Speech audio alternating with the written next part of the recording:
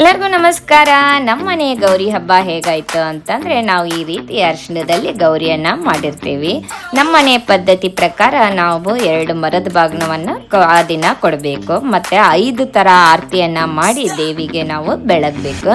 5 ಥರ ಆರತಿ ಯಾವ್ಯಾವು ಅಂದರೆ, ಈ ರೀತಿ ಅಕ್ಕಿ ಹಿಟ್ಟಿನಲ್ಲಿ ಬತ್ತಿ ಹಚ್ಚಬೇಕು, ಆಮೇಲೆ ತುಪ್ಪದ ಆರತಿ, ಕರ್ಪೂರದ ಆರತಿ, ಆಮೇಲೆ ಇದು ಕತ್ಲಾರತಿಯನ್ನು ಮಾಡಬೇಕು. ಮತ್ತು ಗೌರಿಗೆ ಇಷ್ಟ ಆದದ್ದು ಶಾವಿಗೆ ಪಾಯಸವನ್ನು ಮಾಡಬೇಕು. ಗೌರಿ ಮತ್ತು ಗಂಗಾದೇವಿಯನ್ನು ಕೂಡಿಸಿರ್ತೀವಿ.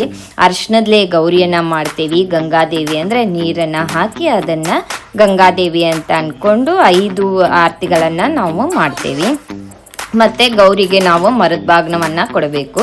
ಮರದ ಬಾಗ್ನದಲ್ಲಿ ನಾವು ಮಡ್ಲಕ್ಕಿ ಐಟಮ್ಸ್ ಎಲ್ಲ ಹಾಕಿರ್ತೀವಿ. ಏನೇನಂದರೆ ಅಕ್ಕಿ, ಅರ್ಶಿಣದ ಕೊಂಬು, ಅಡಿಕೆ, ಕಾಯಿ, ವಿಳೆದೆಲೆ, ಹೂವು, ಬ್ಲೌಸ್ ಪೀಸು, ಉಡಕ್ಕಿ ಐಟಮು ಎಲ್ಲ ಕೊಟ್ಟು ದೇವಿ ನಮ್ಮನ್ನು ಕಾಪಾಡಮ್ಮ ಅಂತಂತ ಹೇಳಬೇಕು. ಆ ದಿನ ನಾವು ಮಾಡಿದ್ದ ಅಡುಗೆ ಅಂದರೆ ಪಾಯಸ, ಚಿತ್ರಾನ್ನ, ಮೊಸರನ್ನ, ಕಡಲೆ ಉಸಲಿ, ಪುರಿ ಎಲ್ಲ ಮಾಡಿದ್ವಿ. ನಮ್ಮ ಆರ್ಯನ್ ಪಿಕಪ್ ಮಾಡುವಾಗ ಹಾಗೆ ಒಂದು ಶಾಪಲ್ಲಿ ಒಬ್ಬ ಅಣ್ಣ ಇದ್ದಾನೆ, ಅವನಿಗೂ ಕೊಡ್ತಾ ಇದ್ವಿ. ನಮ್ಮ ಕೈಯಲ್ಲಾದಷ್ಟು ಸಹಾಯ ಮಾಡಬೇಕಲ್ಲ, ಹಬ್ಬದ ಊಟ ಅವನಿಗೂ ಎಂಜಾಯ್ ಮಾಡಲಿ ಅಂತ ನಮ್ಮ ಆರ್ಯನ ಪಿಕಪ್ ಮಾಡೋಕ್ಕೆ ಹೋಗಿದ್ದೆ. ಸಾರಿ ಹಾಕ್ಕೊಂಡೆ ಸ್ಕೂಲಿಗೆ ಹೋಗಿದ್ದೆ. ಎಲ್ಲರೂ ಓ ನೈಸ್ ಡ್ರೆಸ್ ಅಂತ ಇದ್ದರು. ನಮ್ಮ ಪುಟಾಣಿ ಆರ್ಯನ ಪಿಕಪ್ ಮಾಡ್ಕೊಂಬಂದು ಅವನು ಹಿಂಗೆ ಕುಂಡ್ರಿಸಿ ಅವನಿಗೂ ನಮಸ್ಕಾರ ಮಾಡಿಸಿ ಫೋಟೋ ಸೆಷನ್ನ ಮಾಡಿದ್ವಿ. ಹೀಗಿತ್ತು ನಮ್ಮ ಗೌರಿ ಹಬ್ಬ. ಇದೆಲ್ಲ ಆದಮೇಲೆ ನಾವು ತಪ್ಪದೆ ಮಾಡೋದು ಯಾವ್ದು ಹೇಳಿ, ಒಂದು ರೀಲ್ಸು. ಆರ್ಯ ಮತ್ತು ನಾನು ಒಂದು ರೀಲ್ಸ್ ಮಾಡಿದ್ವಿ. ನಮ್ಮನ್ನ ಇನ್ಸ್ಟಾಗ್ರಾಮ್ನಲ್ಲಿ ಫಾಲೋ ಮಾಡಿ.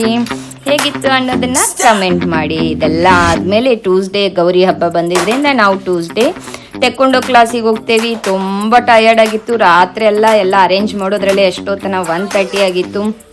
ಮತ್ತೆ ಬೆಳಗ್ಗೆ 4:30ಗೆ ಇರಬೇಕಾಗಿತ್ತು. ಅಂದರೂ ಮಿಸ್ ಮಾಡದೆ ಟೆಕ್ಕೊಂಡೋ ಕ್ಲಾಸಿಗೆ ಹೋದ್ವಿ.